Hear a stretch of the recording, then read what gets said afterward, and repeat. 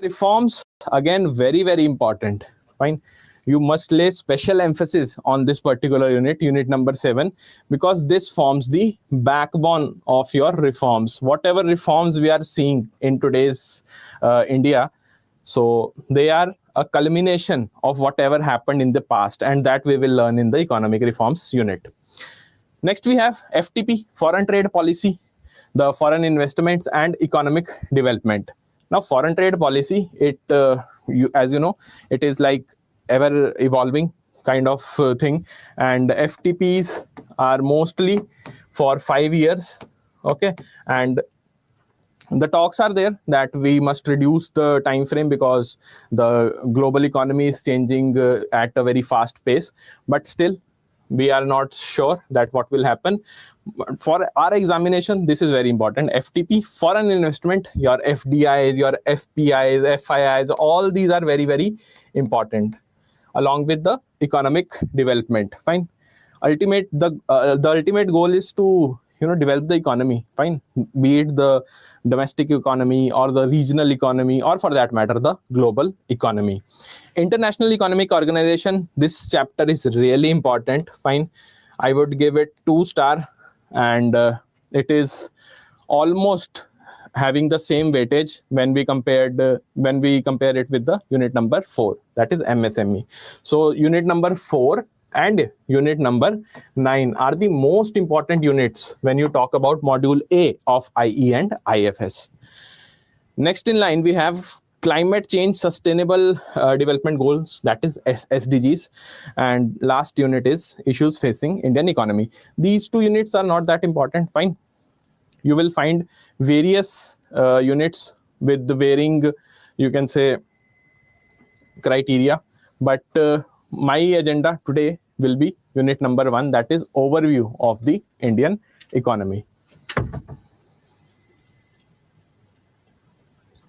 Okay, so we will start with the evolution of Indian economy, then we will move on to the basic characteristics of Indian economy. Evolution refers to various things which are there, which you must learn. That is the past trends. Whatever the past trends we have seen here in the Indian economy, that we will read in the first unit, in the first topic.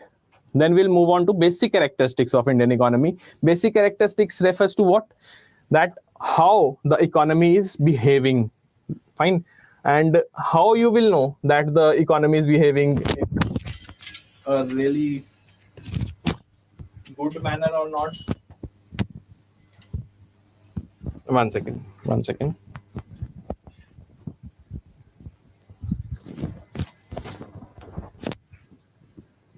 Okay.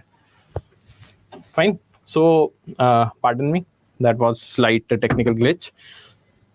So where will we? Yes. Unit number 1 to post-colonial era. Fine. After that, we'll move on to the next topic, that is Indian economy in pre-British period. Then we will see economy till 2008, and after 2008. Why this is important, this time period? Can anybody tell me why 2008 is very, very important? Why there is special emphasis on this 2008 thing? If anybody would like to share. On YouTube as well, because this session is on YouTube as well. Why there is special emphasis on 2008? A recession, exactly. Malake very, very nicely portrayed in a single word. It is recession. Okay, then we have 5th topic, that is structural changes in Indian economy. Now, structural changes are not that important. Fine. They will form a part of your monetary policy and fiscal policy at a later stage. But right now, they are like, you only have to have one overview. One thing more was here. I don't know whether it has been shunted down or what. It was there. Okay, let me just yes, this one. So this is the weightage of 9 units with all the units which are very, very important. These 9 units form the essence. Okay, so unit number 1, this is the graph which I have made for you for better understanding. Okay, so here on the, you can say, vertical line, you can see the number of questions which are there. They range from 0 to 2, 4, 6, 8, 10, 12. And here on the horizontal axis, we have unit 1, 2, 3, 4 till unit number 9. So if you see that there is only one unit is there since May 2023 till October 24. There is only one unit which has qualified this level of difficulty, or this, you can say, margin, because here the questions which were asked were 10 questions from one single unit only. So that is, I would say, very, very important. It becomes very, very important for us to study the unit number 4. Apart from that, if you ask me, as I have already told you, unit number 8 is again important. Plus, you cannot ignore unit number 5 and unit number 2 along with unit number 7. This is the most consistent unit. Fine. Unit number 7 is very, very consistent. Global economic crisis. Yes. Chandra Babu. Yes, you are absolutely right. Fine. So chapter wise importance, I wanted to highlight. Why? Because sometimes what happens is we just tend to read. I just want to make things interesting for you guys so that we will quickly revise whatever we have read. Okay. This we have done. Now let's move on to the first topic, that is economy versus economics. Since it is the subject of economy only, fine, we are talking about economy itself, but we must also know that what is economics. Why economics is important for us? Because you might have seen that in many books, in many textbooks, you might have seen that there are various chapters which pertain to economics. Fine. So economics is there in every book, whatever you read, economics is present there. Okay, screen is not clear.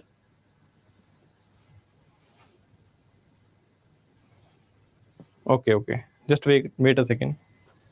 Give me some time.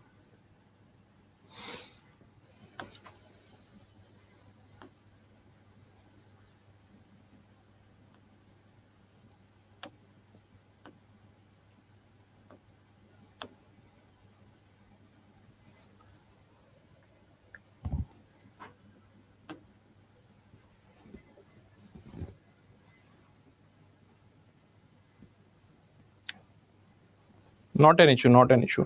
We will resolve it. Just wait for some time. ये highlight हो रहा है. Sir बहुत light है ना. कुछ कर दो इसको.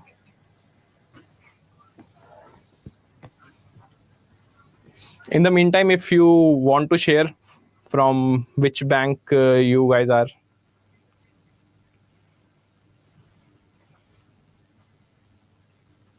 Whether it's your first attempt or you have already appeared in this examination. Let's make it interactive. This thing will get sorted. UBI. Is it clear now?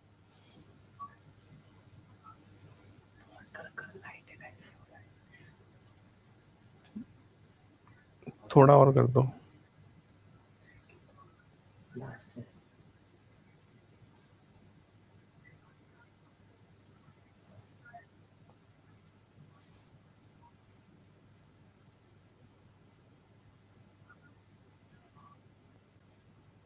First attempt. Okay. Fine.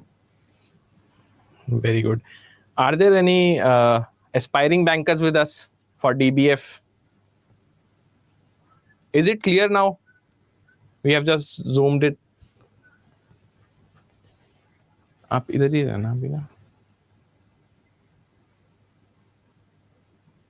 Indian Bank. Okay. Great.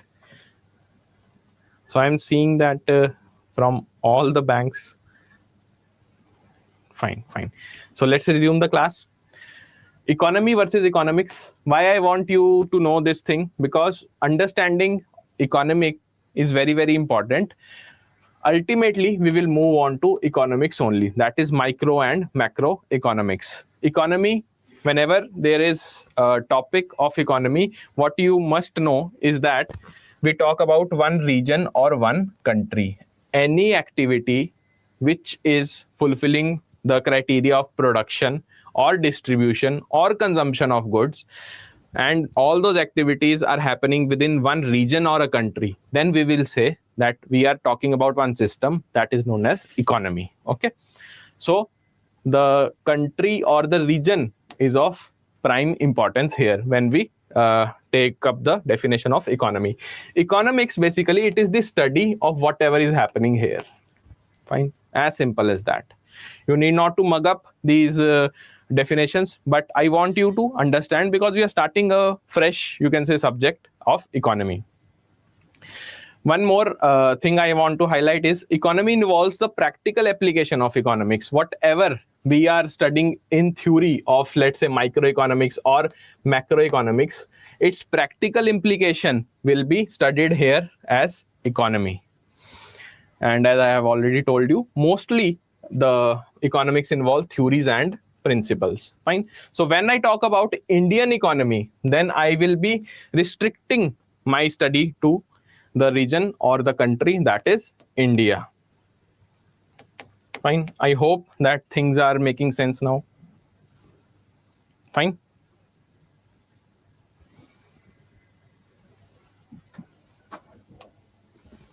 अब इसका करता हूँ, करना.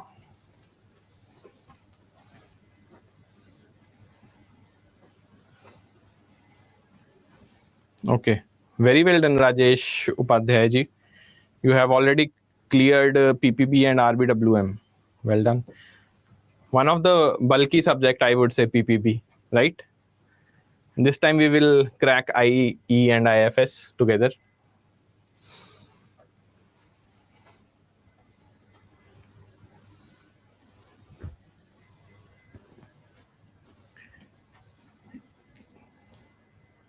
इसको उतना ही कर दो जितना पहले था ना.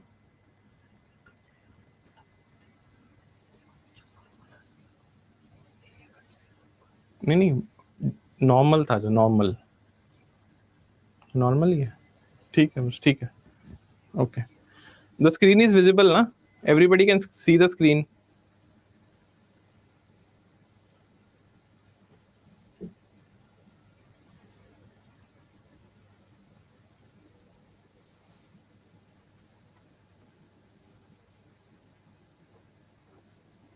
Okay, so present state of Indian economy, it will be having various dimensions to it, but what I want to highlight here is that initially when we studied the Indian economy, since you can say 1800s, it was not that on track, I would say. Fine, it was very, very insignificant during the British era or the British rule.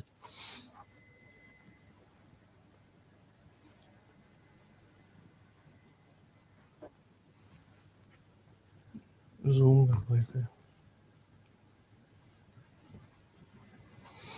Okay, not an issue. Let me just teach you first, and this thing I will repeat. This chart you are saying, na? This chart I will explain. Don't worry, and the PDF will be with you guys only in the next lecture. From next lecture, I will make sure that not to use these lighter fonts. Now it's visible, na?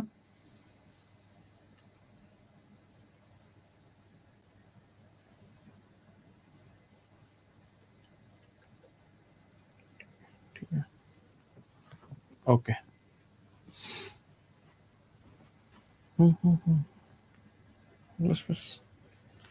Okay. So let's start with the size of economy as measured by the nominal GDP. Why this is important? Because we are here to study the Indian component of all these terms, like your nominal GDP. Then we have here PPP, that is purchasing power parity.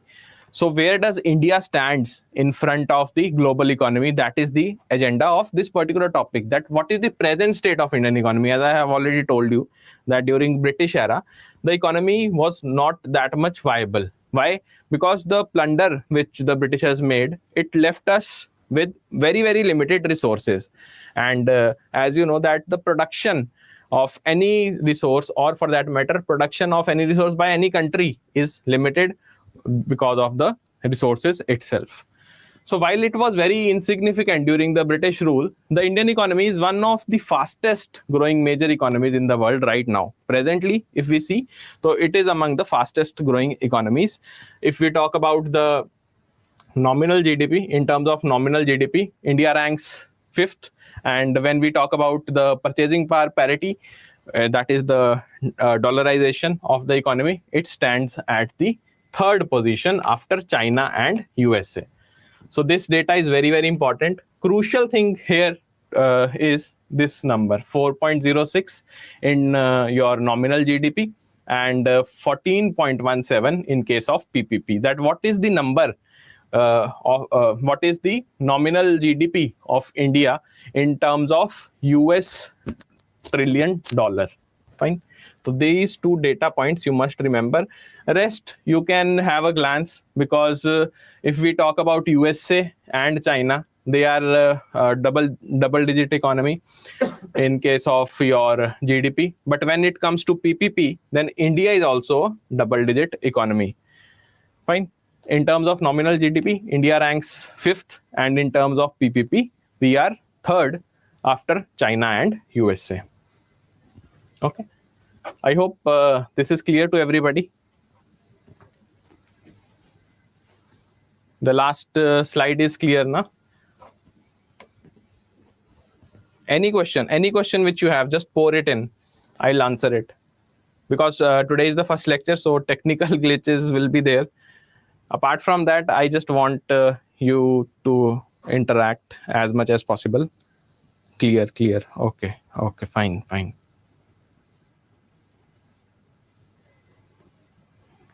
Okay. So now let's just move to evolution of Indian economy, how it evolved.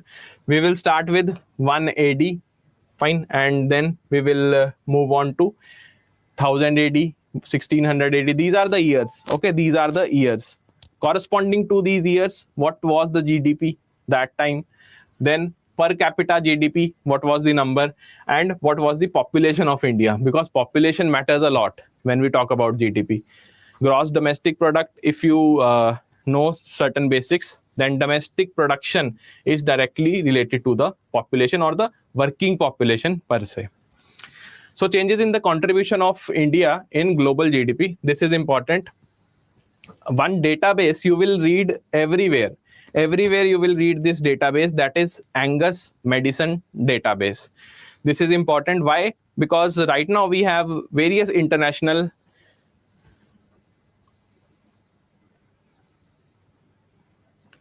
class timings are 9 to 10. That's what I know.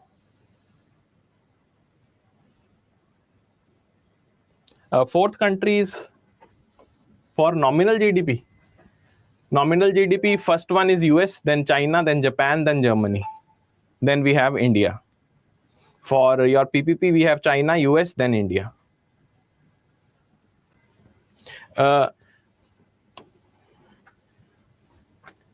Eunice, can you elaborate that what is the issues, the specific issue? We will surely address it. It's not an issue from our end, I think. The class timings are fixed. 9 to 10 we have class.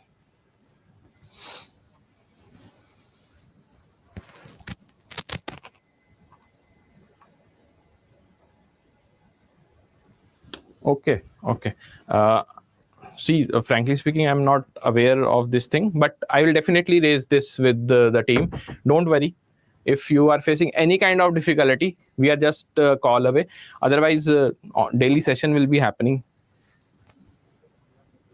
Be rest assured, the timing is 9 to 10 as far as IE&IFS goes. Fine? Okay. Okay, so you are having another class also for JAIIB exam only.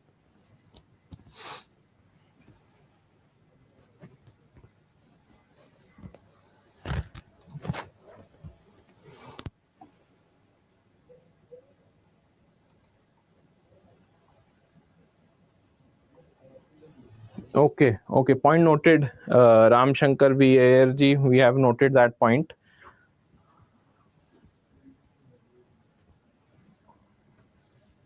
Definitely, definitely. Not an issue, not an issue.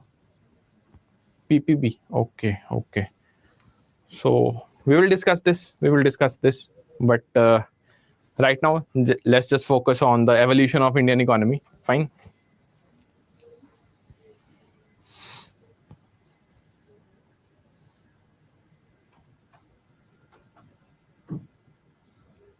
Okay, I will tell the team to contact Jamuna Rani K. Definitely. Definitely. This issue I am okay. I was not aware of this issue.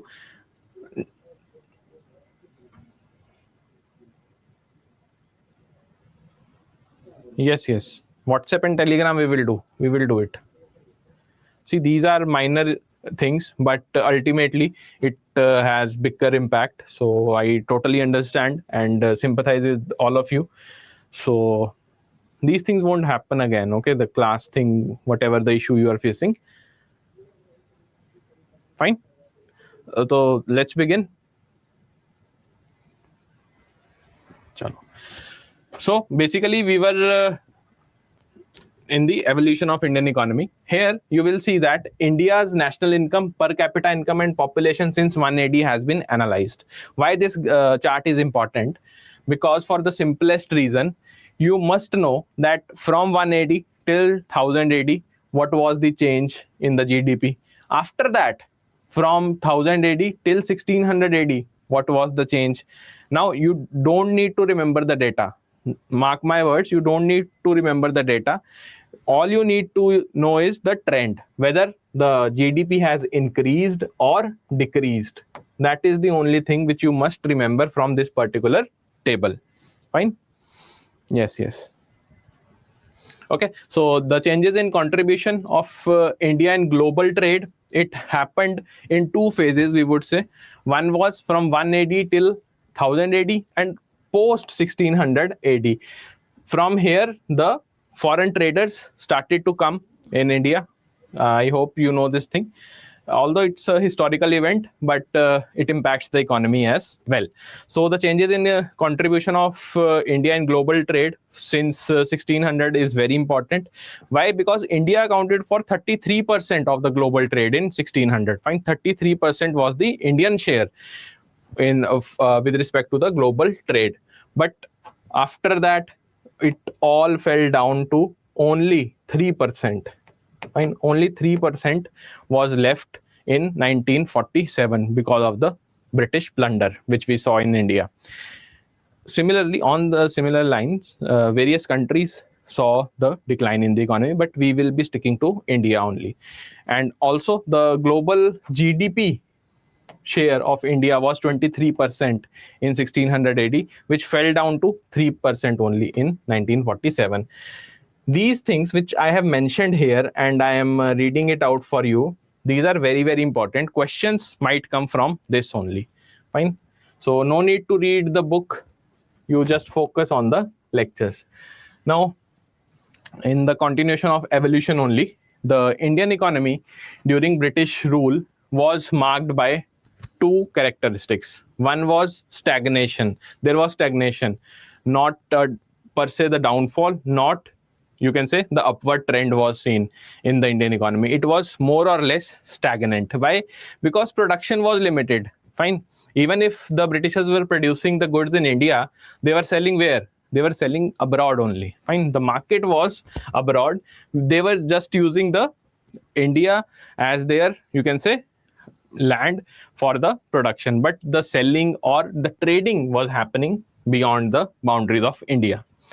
Infrastructure created not for the Indian economic growth. The same thing which I have just told you. Industrialization was not a part of, you can say, the region that is India. Why? Because they thought that India is only for the unskilled tasks. The skilled tasks should be limited to the European or, for that matter, other subcontinents. When India gained independence, the administration of the time had a significant challenge in systematic organization of the economy. This systematic organization of the economy we will see in the subsequent chapters. Chapter number 2, 3, then 4, the economic reforms. All these chapters will talk about the systematic organization which was a part of Indian government's plan after the independence.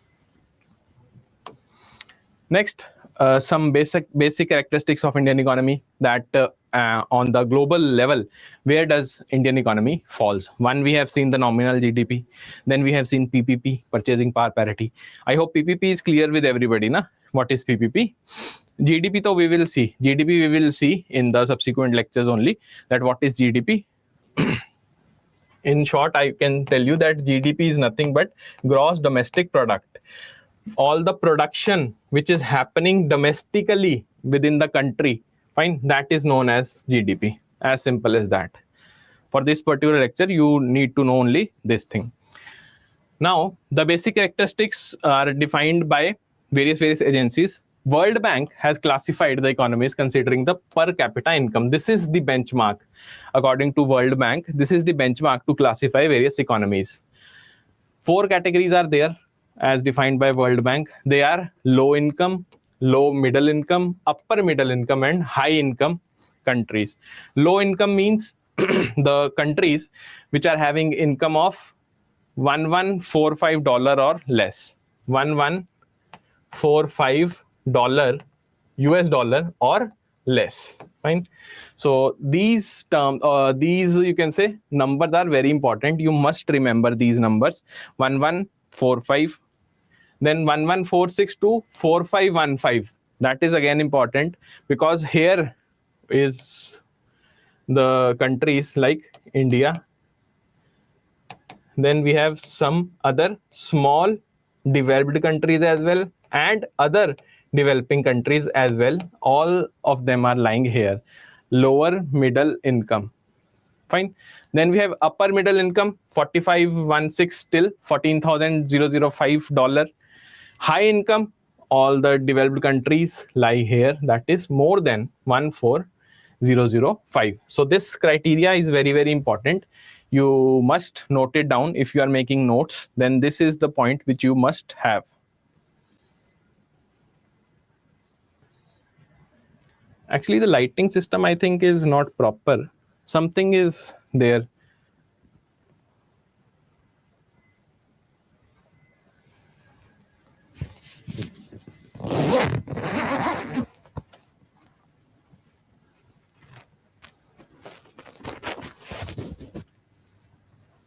Okay.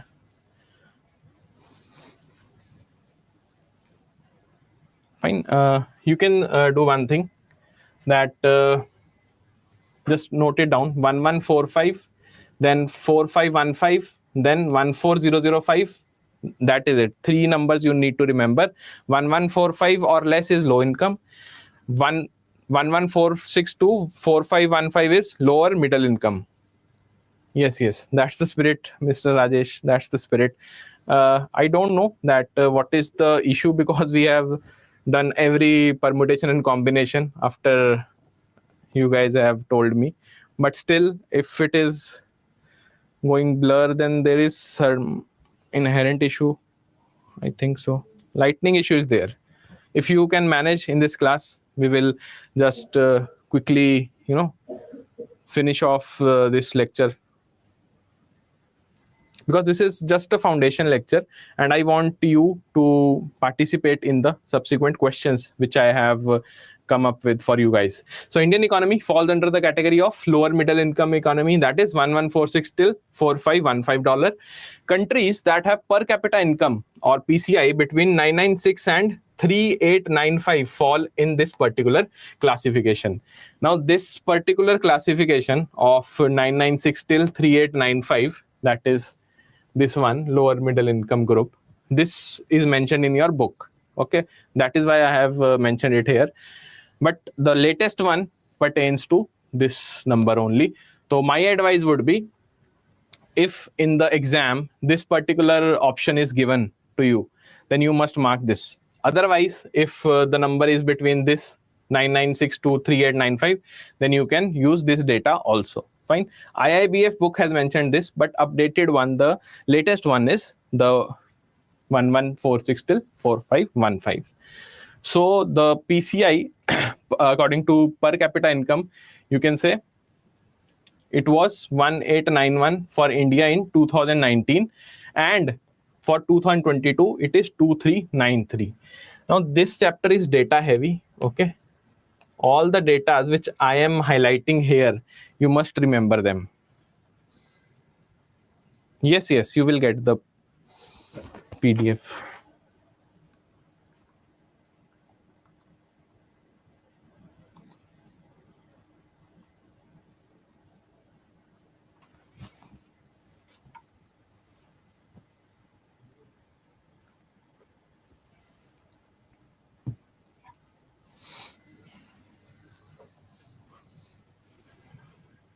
Okay, so per capita income is one of the criteria.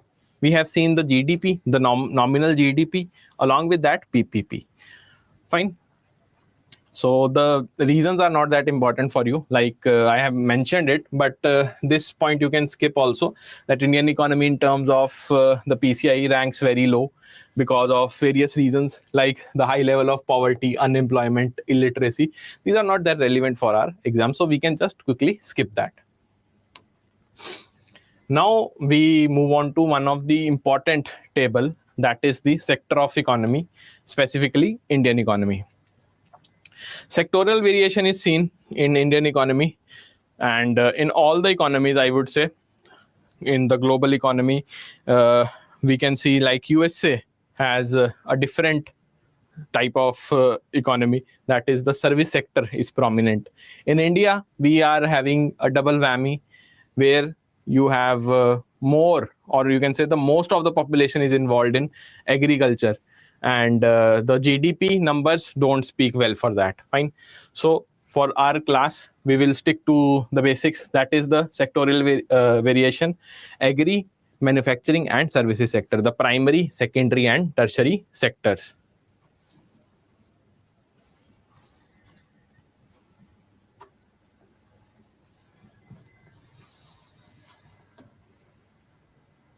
You are talking about this font, or the overall picture is not clear? One second, let me just.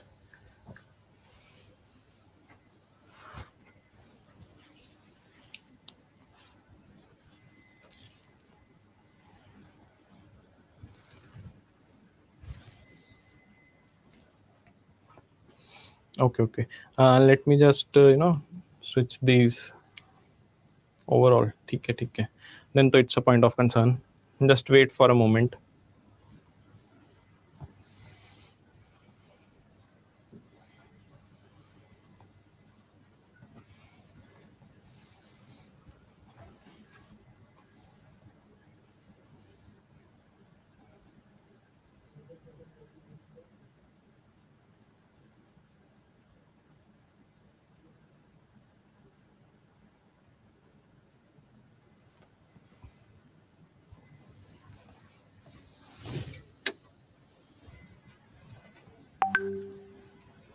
Is it better now? That's to go on.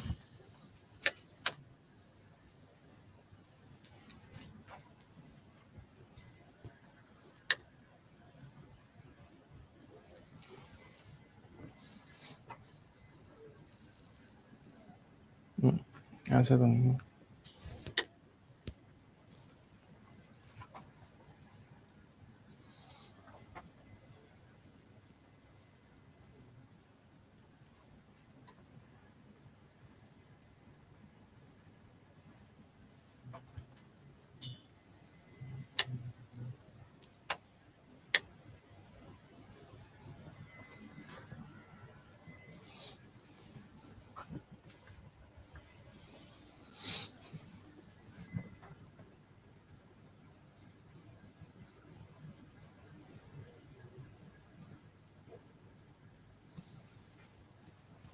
Well, I think it's the projection which is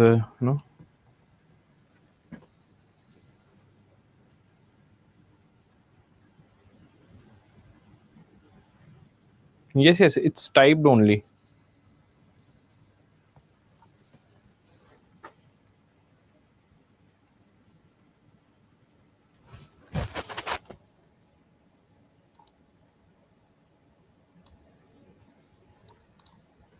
Okay, so let's just do one thing, that in this particular class, just bear with me.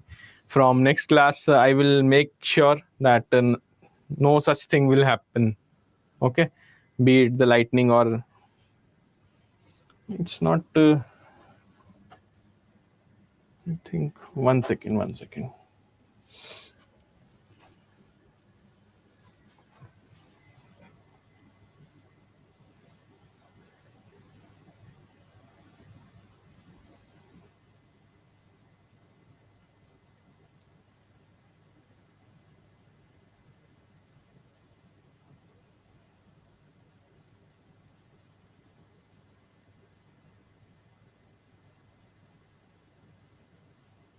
There is no option of.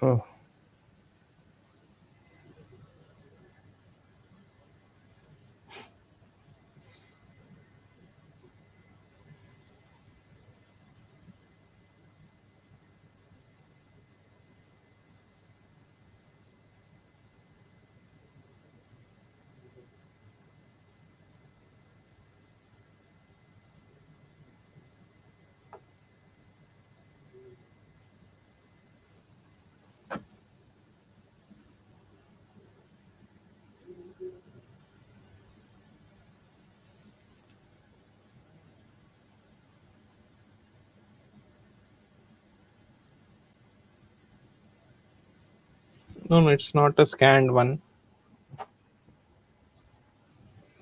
Okay, so let's just focus on the content now. है ना? Yeah, it's black only. It's black only. Okay, let's focus on the content now. Fine. Let's start the class again. Sectoral variation, why it is important to study? Because this is one of the benchmark from which we can differentiate Indian economy with the global economy. One was the nominal GDP, then PPP, then your purchasing power, your PCI, and now we have your sectoral variation. So what you guys need to remember is, what is the percentage of workforce present in agriculture? Fine. What is the percentage of workforce that is present in agriculture for India? What is the percentage for the service sector? What is the percentage for the manufacturing sector? So 45% of the workforce in India is engaged in agriculture only.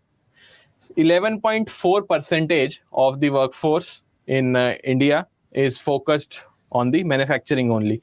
Now, this is very important, the manufacturing part. Why I am saying this is because recently you might have seen, or you might have read in the news as well. Yes, I am continuing the class.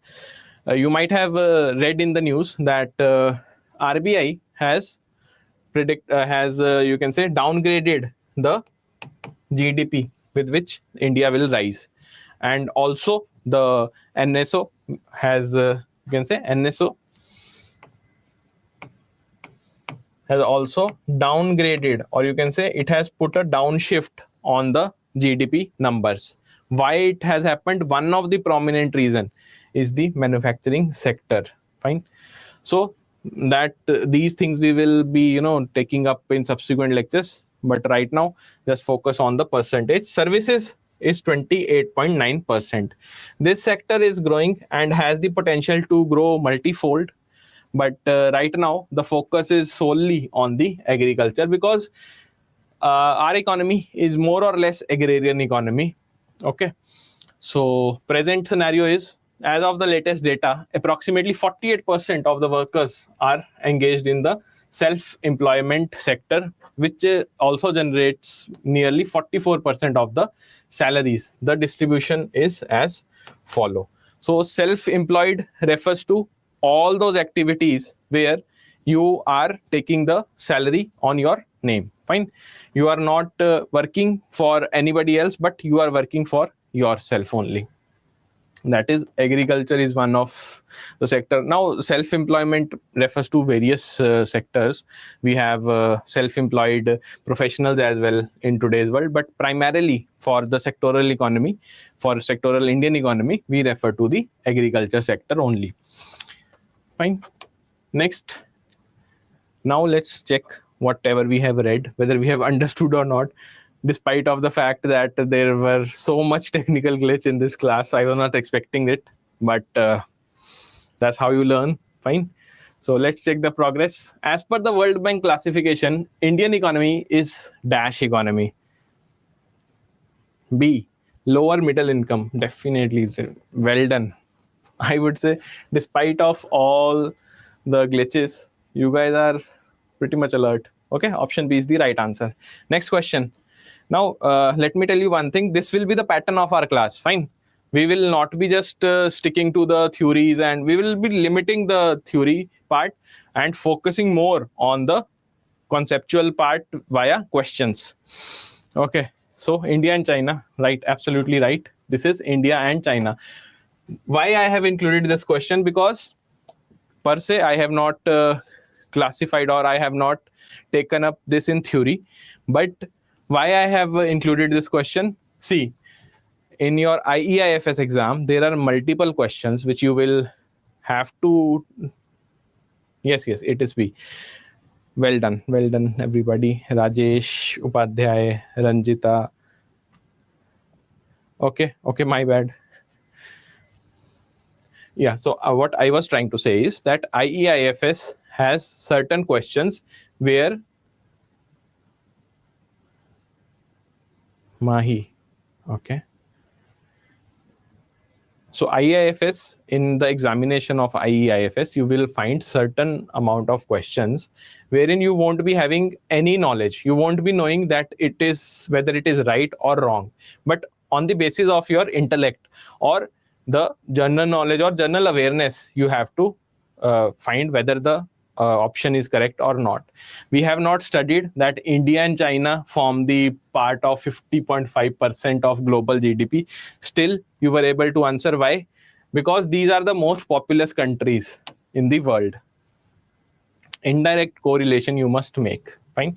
Despite of the fact you don't know the answer, still you would be able to crack the question on the basis of some common sense. Okay. So answer this one. According to Angus Madison database, by 1600 AD, India accounted for what amount of the global GDP? This we have covered. C. Yes. Ranjita is pretty much fast in replying, and I am enjoying this thing. What more do we expect? Yes, option C is the right answer. Everybody, Mala K, Naga Shweta, G Saraswati, 23. Wonderfully done. Okay, next question. According to Angus Madison database, which among the following statement is correct? One more thing, just try to answer all the questions within 1 minute. Less than 1 minute should be there. Fine. This exercise will help you to crack maximum question in the actual exam. Marathon series will be there, everything will be there, but since we are studying right now, so it makes more sense to solve the questions. I just want you to attend the class, make notes, and just revise. Nothing else. As the exam will approach, just try to solve the questions. Okay, so answers are pouring in. Option B or A? We don't have consensus here. C, okay. Variation is there, fine. See, the statement says, the first statement says that the GDP share of India has increased between 1600 and 1700.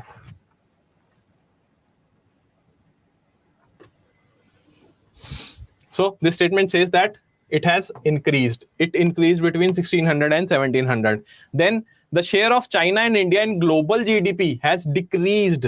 This cannot be true, na? This cannot be true. Okay. Option B cannot be true. One, we can say ki for sure this is correct or not, we will see.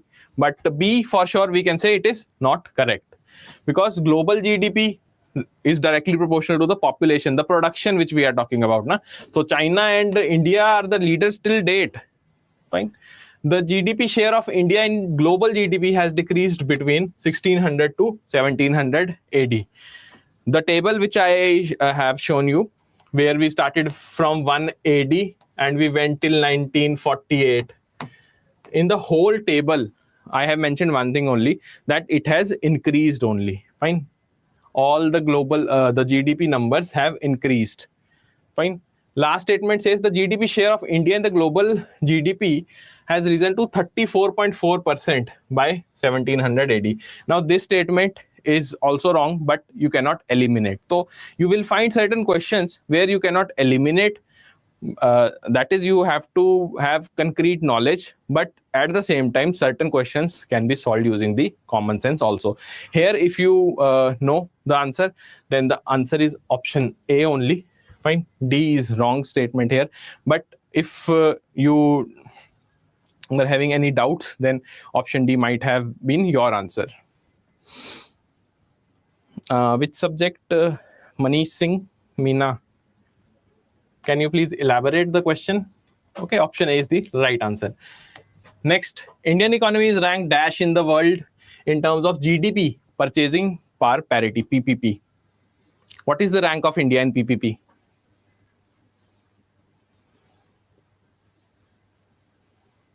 C. Okay.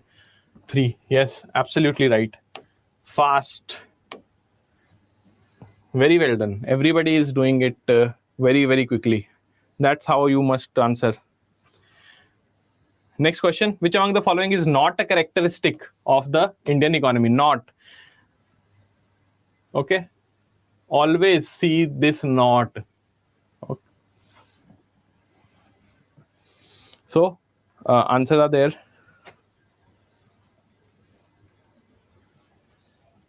Yeah. After Britishers went, na 1948 till 1948, the table was till 1948 only. After though it was like in sinkholes only. Okay, not a characteristic. We have a consensus here, that is high per capita real income. Okay, so option A is the right answer. Fine. So this was it for this particular lecture. If you have any doubt regarding whatever we have studied, you can just ask me right now.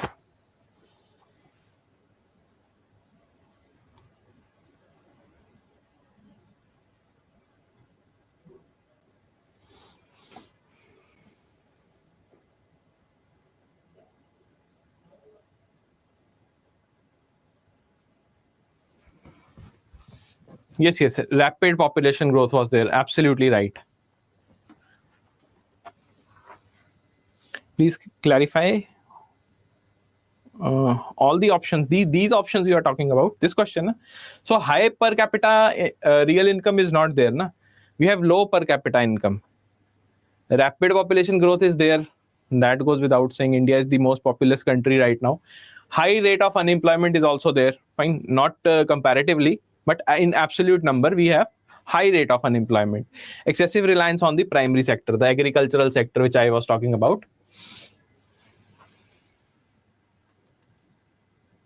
Recorded version will be uploaded within 24 hours.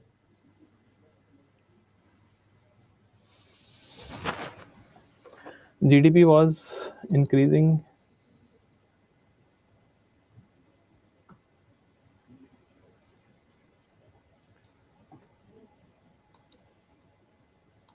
Okay, that I will do. No. Eunice, the idea, let me just rewind here.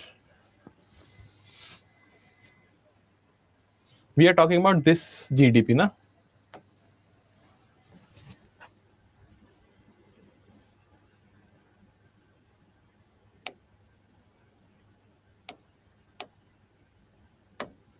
This one here, per capita GDP and the GDP for the standard of 1990 international dollars.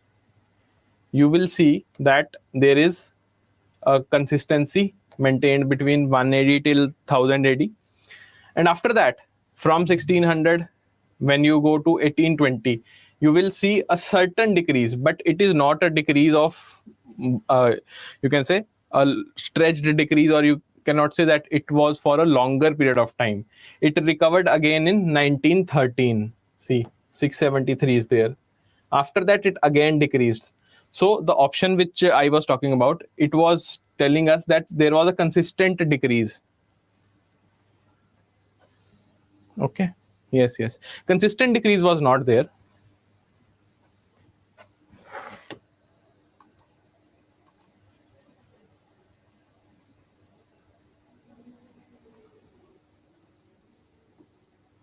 Yes, that's the message which I will convey. Definitely, I will convey it to the team. Not an issue at all. Any other question which you have related to IE&IFS, or for that matter, any other component, or whatever question you have in your mind, you can ask me. How was the class? You can tell me, apart from the technical glitch. Do you want the same pattern to continue, that first we will take up the all the concepts, and after that we will move on to the questions? See, I have noted 2 or 3 things from this class. First and foremost is this screen. Okay, I will just try to eliminate all the issues with this screen. Second is the WhatsApp group, which everybody is telling me right now. And third one is the class timing, right? Apart from that, any other issue which you are facing?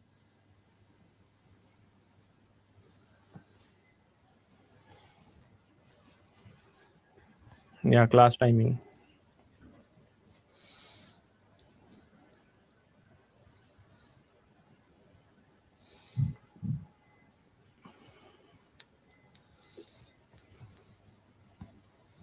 Regarding RBI circulars, see, what I have planned, let me tell you.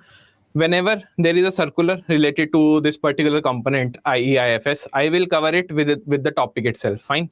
When we will be covering the monetary policy, then I will be taking up the latest data.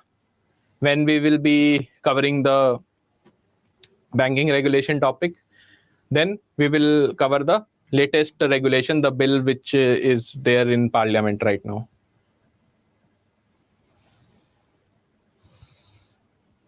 Don't worry, don't worry. WhatsApp group addition will be done.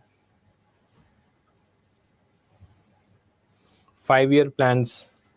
5-year plan we will study, but I think that they are not that important, because now to Niti Aayog is there. So the weightage will not be high. That's what I'm trying to say.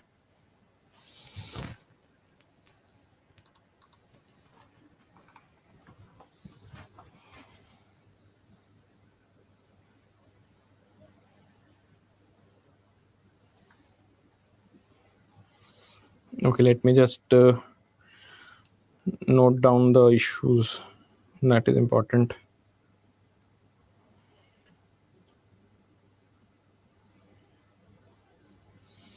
Anything else? Anything else? Just pour in the questions you have. I'm here with you. Just tell me whatever you are facing in any domain you are facing difficulty, or whatever you want to improve from our end.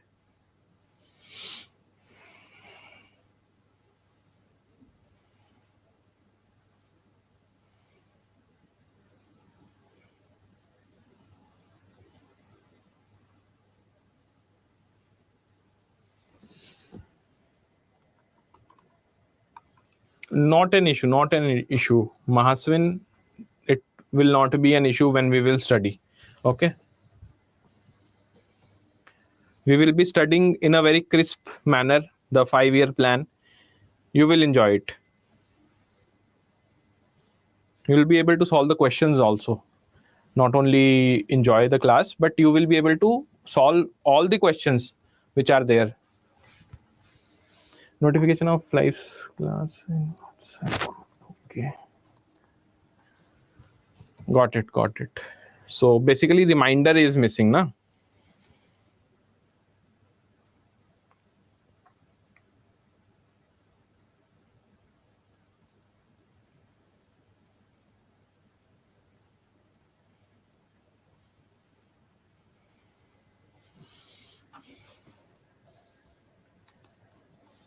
No, this thing won't happen.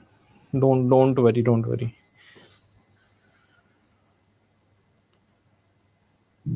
Yeah, that's the agenda.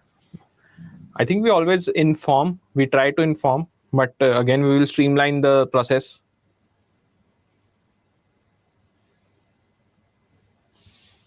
Okay.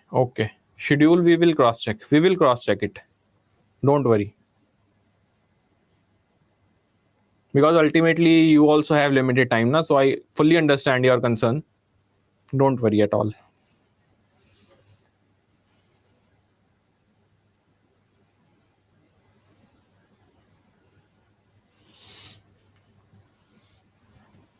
So any other doubt?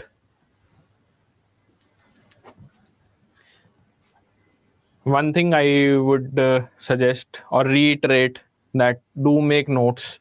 Fine. These PDFs which you will be getting the PDFs, but you must make your own notes, because when the exam will come, you will not have that much time to go back to the PDFs, then read them. Just make concise notes. And if you want, I can also help you in that.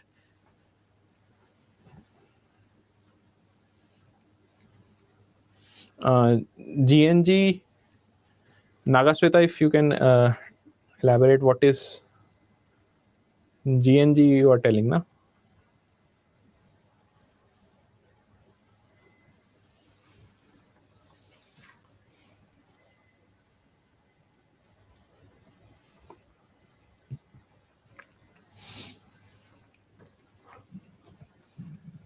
MCQs, these MCQs which we have studied right now, na, which we have solved right now, they are more than enough, because we have only covered, I think, three or 3.5 topics.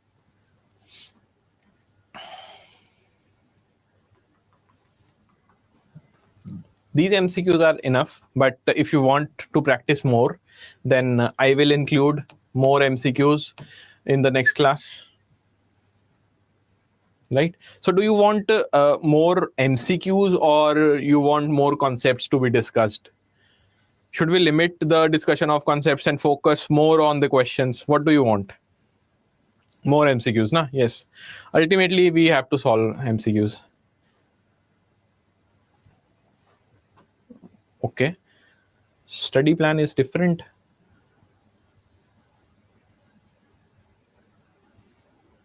More concepts also. We will strike a balance. Don't worry. We will strike a balance, because concepts are also important. We are starting early. Then we must focus on concepts also, na? Questions, but we will focus on questions also. It's not that only concepts should be known. Both, yes, absolutely. Vanitha Lakshmi is absolutely right in saying this, that we must focus on both.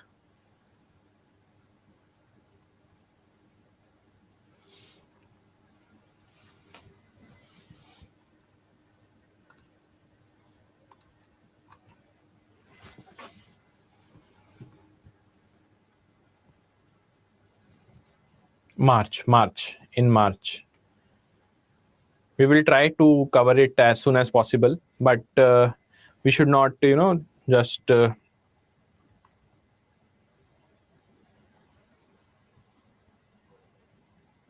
Yes. Yes, I was saying that we should not compromise on the quality as well. So we will try to cover it as soon as possible, because the exam is tentatively scheduled on, I think, May only. The exam will happen. Yeah, WhatsApp group, I have noted this issue. I will take it up with the team. No. Comprehensive coverage will be there. But again, I am telling you, mark my words, concise and crisp. Okay. We will not be dwelling deep into the concepts which are not relevant. We will try to strike a balance between the concepts and the questions. Yes, that's the agenda. RS Katyal, we will be, practicing more in April.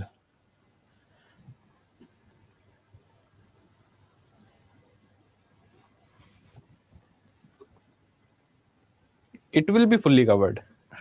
Don't worry about that. It will be fully covered. There is no issue whatsoever.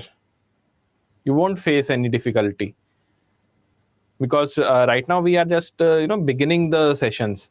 Once we are done with, let's say, 5 or 6 units, then you will get to know what I am trying to say. Once you go with the flow, 4, 5, 6 lectures you have, 6 units you have completed. After that, when you pick up the questions, specifically the PYQs, then you must be able to solve them. If you are able to solve them, you are on the right track. Otherwise, we need to modify our own strategy.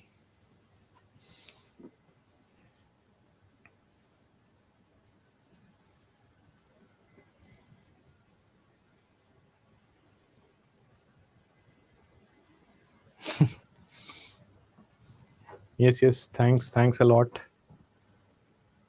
Good night to you as well, RS Kattal.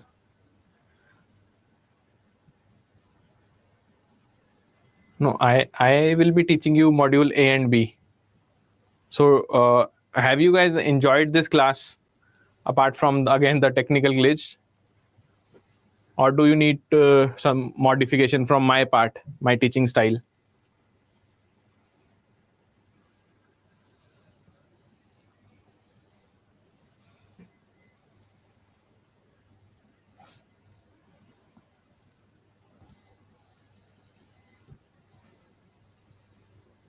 Okay, done. We will try to continue the momentum. Fine. And ultimately, in May, I want everybody, whosoever is watching live or will be watching the recorded version, to just text me and tell me the score above 60 only. Fine. Okay, thanks a lot. Apart from this also, once the session will end, you will be having one feedback kind of thing. So you can address, you can just tell me your queries, or you can just you can say the feedback system is there, wherein you can tell the experience of this class as well. Fine. Yes. So let's conclude the session. Fine. Good night to everybody, and stay focused. We will be meeting tomorrow as well, and we will try to cover the syllabus in a crisp and concise manner. Fine. So should we end the session? Okay.